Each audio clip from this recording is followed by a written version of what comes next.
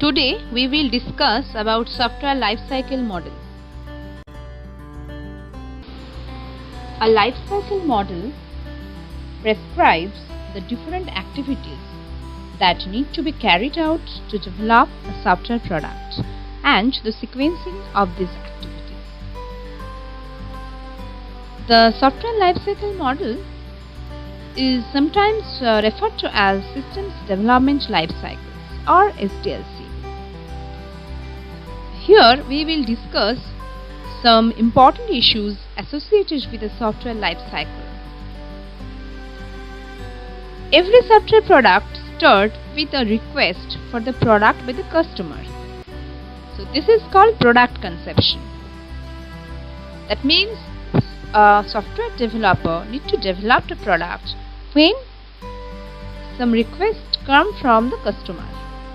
That means according to the customer requirements, the product is developed.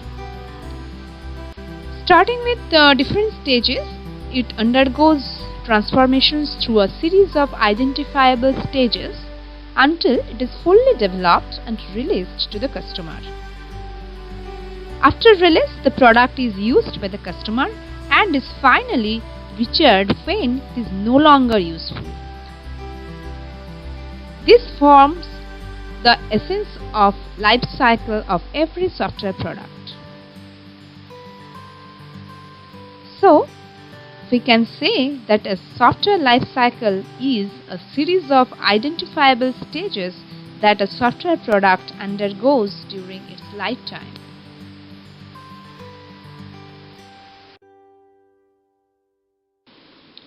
Every business organization carries out its business through some sequence of well-defined steps, and this is called business process. Similarly, manufacturing industries follow certain steps called manufacturing process to develop their product. The software life cycle can be considered as the business process for software development, and therefore a software life cycle is also often referred to as a software process. Here in our discussion, we will use the term software process and software life cycle model interchangeably.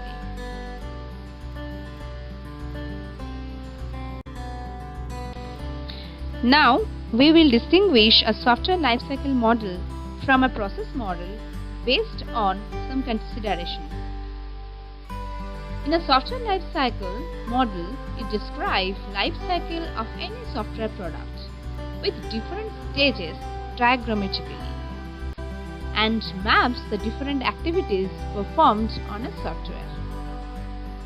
Whether the process model describes the life cycle activities in more detailed and precise terms, often by using mathematical notations. For example, the activities carried out and the documents produced after different activities are defined using a mathematical notations. Lifecycle model maps the different activities performed on a software product. Whether process model use specific methodologies for carrying out certain activities. After product conception, the first stage in the life cycle of any software product is usually the feasibility study stage, and the subsequent stages are requirements analysis and specification, design, coding, testing, and maintenance. Each of these stages is called life cycle phase. During each life cycle phase, usually several types of activities need to be carried out and several documents produced before the end of the phase. A life cycle model graphically represents the different phases of a life cycle and their ordering accompanied by with textual description. It may represent the various types of the activities carried out during a phase and the documents produced. So we can say that the software life cycle model is a descriptive and diagrammatic representation of a life cycle. Now we will discuss why use software lifecycle model. Actually, at present, worldwide, almost every software development organizations strictly use some software process or the other in their projects. But why is it necessary for a development team to adhere to a suitable lifecycle model? The software development organizations have realized that adherence to a suitable, well-defined lifecycle model helps to produce good quality products, and that too without time and cost overruns. The primary advantage of the lifecycle model is it encourages development of software in a systematic and disciplined manner. As we already point out, when a program is developed by a single programmer, he has the freedom to decide the exact steps through which he will develop the program. However, when a software product is developed by a team, it is necessary to have precise understanding among the team members as to when to and do what. Otherwise, if each member is allowed to do whatever activity he feels like doing, then we have the perfect recipe for chaos and project failure. So, this lifecycle model is very important, and in the whole thing is documented here, and it prevents misinterpretations between the users and helps to identify inconsistencies, redundancies, and omissions in the development process. And here all the things are documented. A documented lifecycle model mandates a software development organization to accurately define every activity in the lifecycle. The process of writing something down makes the organization develop clarity regarding the exact activities that are to take place. This is so because if one cannot write something down, he probably does not have clear idea about it. Further, it becomes easier to tailor a documented process model when required for a specific project. So documentation is very important thing here, and again I am saying that the misinterpretation, which prevents any misinterpretation, everything is documented here, so the misinterpretations is not possible here between the team members of project, and again there cannot be any consistencies, and the duplicate data cannot be there, the redundancies cannot be occurred. That means I am working on a project and I have a module, I am developing a module of the project. That module is developing by myself also. No one cannot develop this module. So there is no redundant development, no redundancies is possible here, and omissions in the development process. So software lifecycle model is very important to develop any software.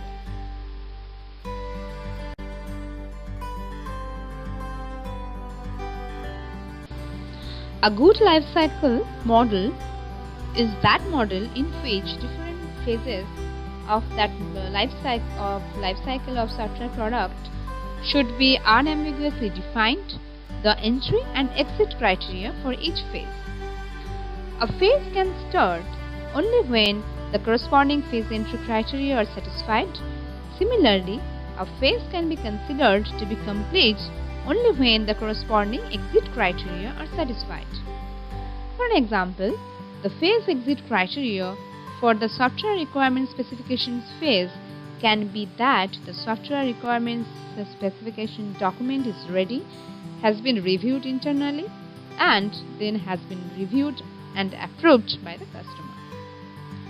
Only when these criteria are satisfied, the next phase can start. If the entry and exit criteria for various phases are not well defined, then that would leave enough scope for ambiguity in starting and ending of various phases. causing confusion among the engineers. If there is a clear specification of the entry and exit criteria for every phase, the decision regarding whether a phase is complete or not becomes non-subjective, and the project manager can accurately tell how has the development process progressed so far. When the phase entry and exit criteria are not well defined, the engineers might call off a phase much before it is actually complete. In this case, it becomes very difficult for a project manager to track the progress of the project. This usually leads to a problem that is usually identified as the 90% complete syndrome. This syndrome appears when there is no definite way to assess the project progress. The optimistic team members feel that their work is 99% complete, even when their work is far from completion, making all projection of the project manager about the project completion time highly inaccurate. So, phase entry and exit criteria has a very vital role in software development lifecycle. Today we will discuss about classical waterfall model. Classical waterfall model is intuitively the most obvious way to develop a software. Though the classical waterfall model is elegant and intuitively obvious, we can see that this model is not a practical model. That means we cannot be used this model in actual software development projects. We can consider this model as a theoretical way to developing a software. So we cannot use it practically. So why we study this model at all? The reason is that all other lifecycle models are in some way or other based on the classical waterfall model. So we need to first understand the classical waterfall model well in order to able to appreciate and develop proper understanding of other lifecycle models. This classical waterfall model divides into different phases. We can see in this figure there are 6 phases this model has. So that first phase there is a feasibility study. In the second phase there is a requirement analysis and specifications. In the third phase there is a design phase. After that coding and testing, then integration and system testing, and then maintenance. So these are the different phases of classical waterfall model.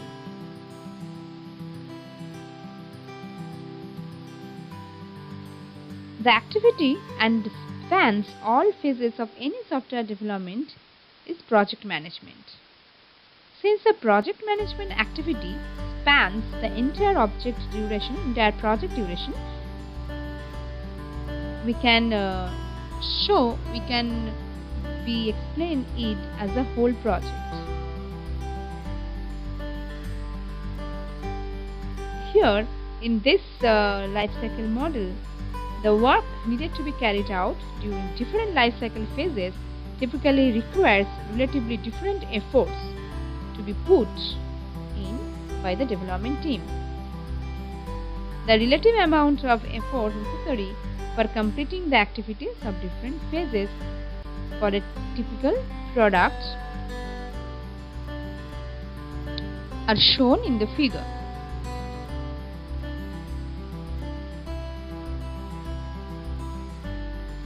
In this figure, we can observe that among all the life cycle phases, the maintenance phase normally requires the maximum effort.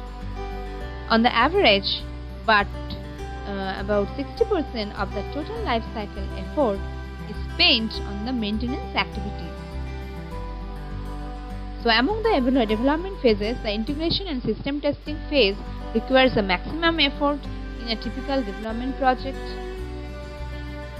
Now, in the next, we will discuss about feasibility study, that means the different stages of classical The main aim of the feasibility study activity is to determine whether it would be financially and technically feasible to develop the product. The feasibility study activity involves analysis of the problem and collection of all relevant information relating to the product, such as the different data items which would be input to the system, the processing required to be carried out on this data, the output data required to be produced by the system, as well as various constraints on the behavior of the system. These collected data are analyzed to arrive at the following. So at first there is an abstract problem definition, that is only the important requirements of the customer are captured and the details of the requirements are ignored. The second point, formulation of the different strategies for solving the problem. All the different ways in which the problem can be solved are identified. Next, evaluation of the different solution strategies. The different solution strategies are analyzed to examine their benefits and shortcomings. This analysis usually requires making approximate estimates of the resource required, cost of development and development time required for each of the alternate solutions. So evaluation step is very important. These estimates are used as the basis for computing and different solutions. Now we will discuss about requirement analysis and specification. The aim of the requirement analysis and specification phase is to understand the exact requirements of the customer and to document them properly.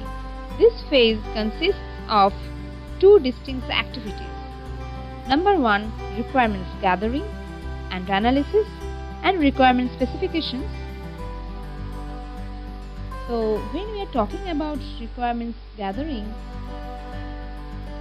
that means, or analysis, that means this activity consists of first gathering the requirements and then analyzing the gathered requirements. The goal of the requirements gathering activity is to collect all relevant information regarding the product to be developed from the customer with a view to clearly understand the customer requirements. Once the requirements have been gathered, the analysis activity is taken up. The goal of requirements analysis activity is to weed out the incompleteness and inconsistencies in these requirements. Now we will discuss about requirement specifications. The customer requirements identified during the requirements gathering and analysis activity are organized into a software requirement specifications document. Three most important contents of the document are the functional requirements, the non-functional requirements, and the goals of implementation. Functional requirements describes the functions to be supported by the system.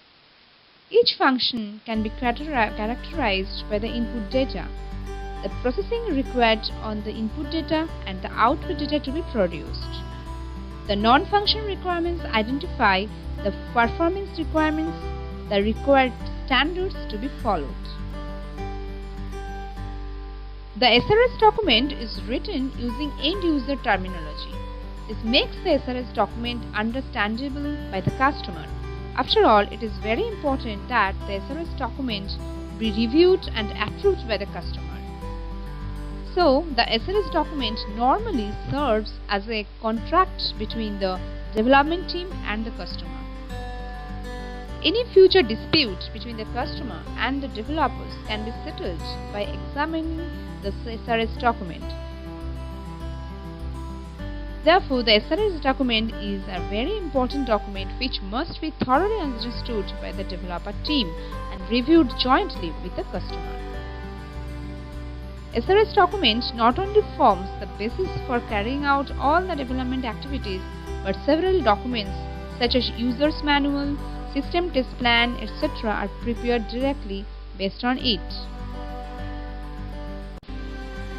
The The goal of the design phase is to transform the requirements specified in the SRS document into a structure that is suitable for implementation in some programming language.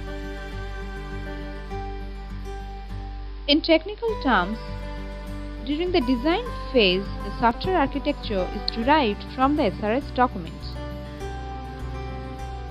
Two distinctly different design approaches are actually used. The first one is the traditional design approach, and the second one is object-oriented design approach. In traditional design approach, which is currently being used by many software development houses, the traditional design technique is based on the data flow-oriented design approach. While using the technique, the design phase consists of two important activities. First, a structured analysis of the requirement specifications is carried out, where the detailed structure of the problem is examined. This is followed by a structured design activity. During structured design, the results of structured analysis are transformed into software design. Structured analysis involves preparing a detailed analysis of the different functions to be supported by the system and identifications of the data flow among the functions. Each function required by the user is studied carefully and then recursively decomposed into various subfunctions.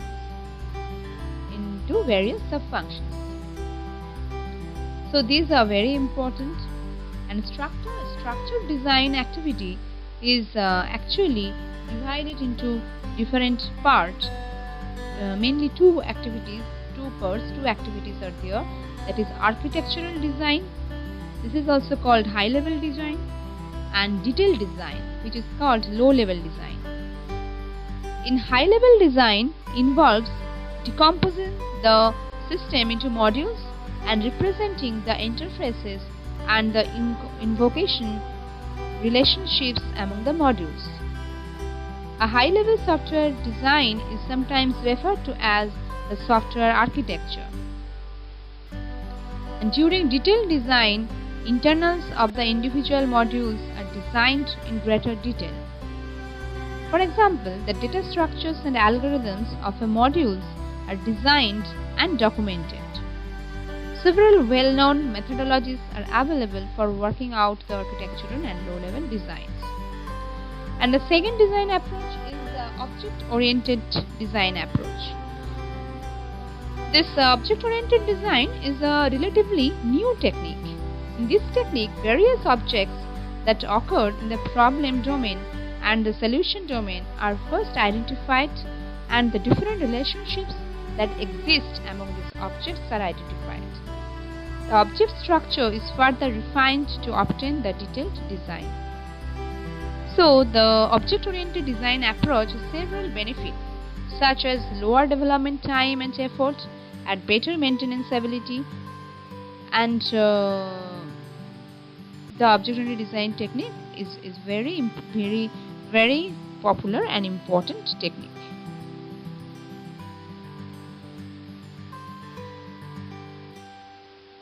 Now, this is another important phase, that is coding phase. The coding phase is actually translate the software design into source code. The coding phase is sometimes called implementation phase, since the design is implemented into a workable solutions in this phase. Each component of the design is implemented as a program module. The end product of this phase is a set of program modules that have been individually tested.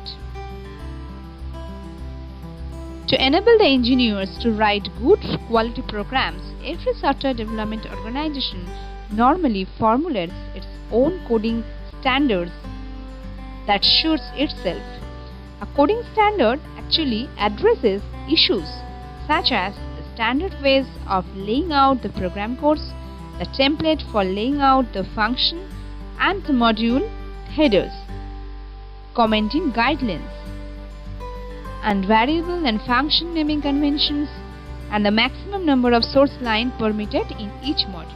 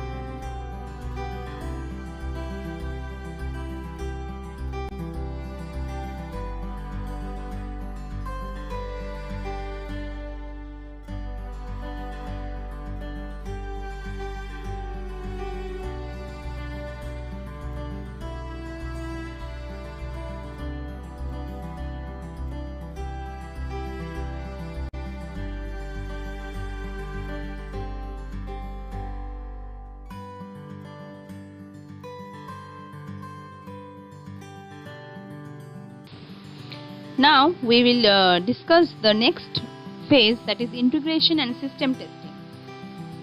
Integration means when we integrated the whole modules in a single module. That is actually integration. So integration of different modules is undertaken when they have been coded and unit tested.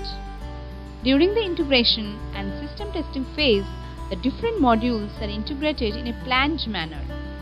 The modules making up a software product are almost never integrated in one shot. Integration of various modules are normally carried out incrementally over a number of steps.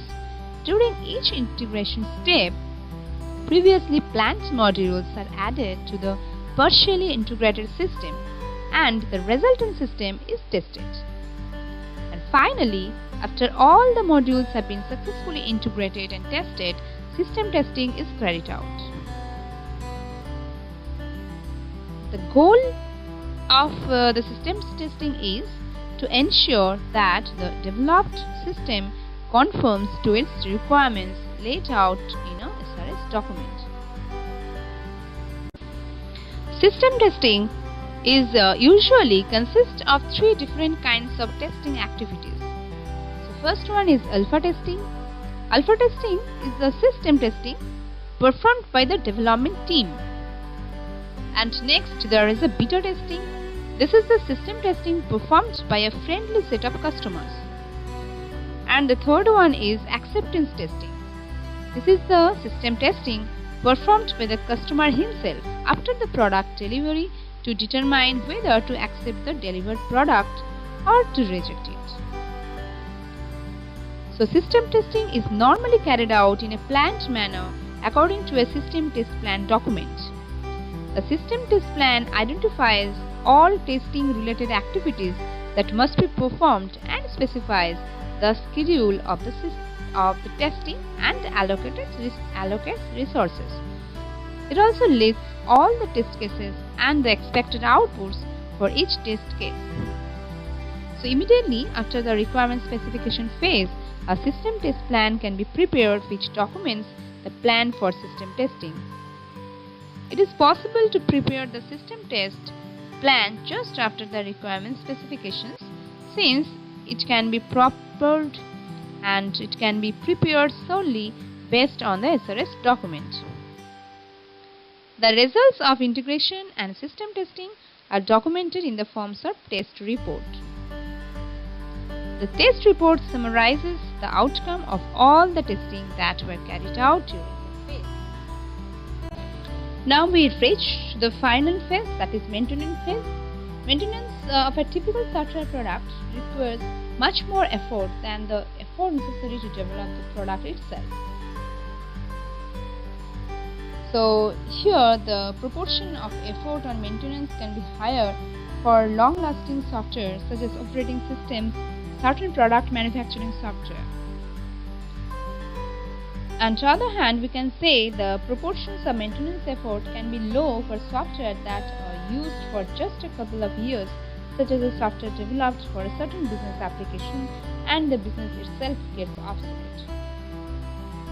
So maintenance actually involves performing three kinds of activities, that is corrective maintenance, perfective maintenance and adaptive maintenance. Corrective maintenance, this type of maintenance involves correcting errors that were not discovered during the product development phase. And next, there is a perfective maintenance. This type of maintenance involves improving the implementation of the system and enhancing the functionalities of the system according to the customer's requirements. And finally, the adaptive maintenance. This adaptive maintenance is usually required for porting the software to work in a new environment. For example, you can say that porting may be required to get the software to work on a new computer platform or with a new operating system. So, this is the overall phases of software lifecycle model. Each and every software lifecycle model should follow this phase.